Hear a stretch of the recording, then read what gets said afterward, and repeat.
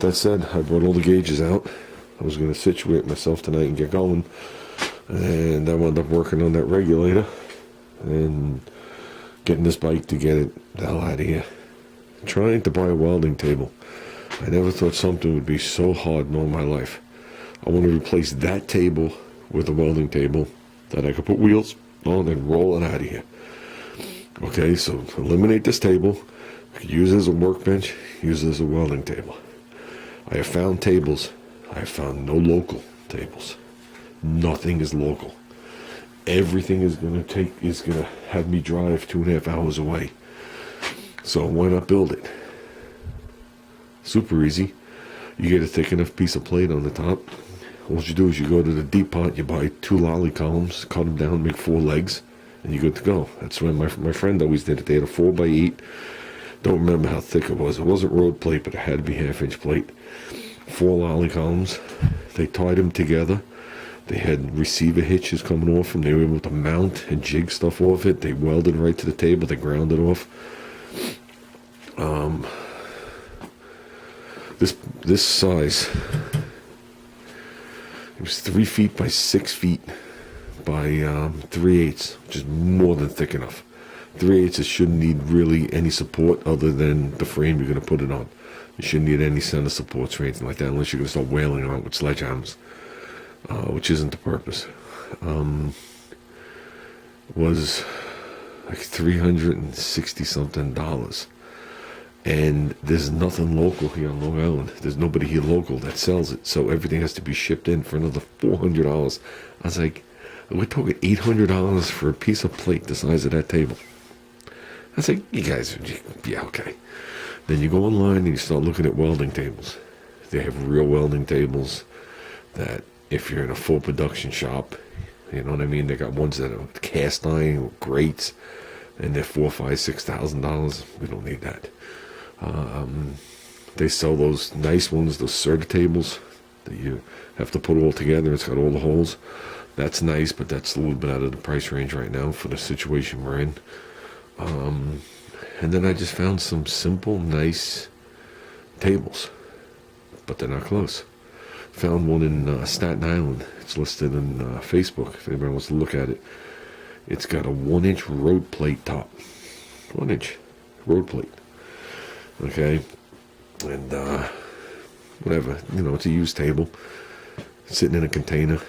The guy wants $300 for it. I'm saying to myself, okay, that's more than worth the money. There's nothing I can't do to that table. Even if you got to alter things as time goes on to suit your needs, but you should be able to put a car frame on it and hang it off the sides. But the problem is getting it here. Okay, that plate on the top, I went in and I checked in the chart. The plate is over 600 pounds, just the top, which is part of it. Then the complete structure, whatever it is, we calculated it to being, the thing being 850 pounds. And he had no way to load it. So I was like, okay, I mean, when I get here, I could, you know, get all my friends and whatever here, and I could use the engine crane if I need help. You know, we could hook chains to it, whatever I'm going to do. But I'm not going to drive all the way there to figure out how to get it in there. And the guy's like, oh, bring 2 guys. I'm like, yeah, okay, 2 guys.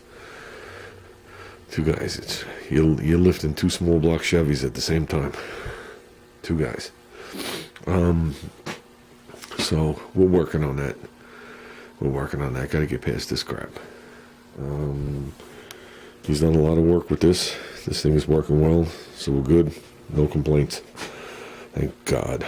And he's just using that little table because basically he's doing beads and he's doing stuff for certification right now. Is what he's doing. He's practicing for certification. So that's more than good enough. So with that said, guys, I think I've talked way too long. I'm gonna go over there and see if I can get my tank to stop leaking. I think we got it.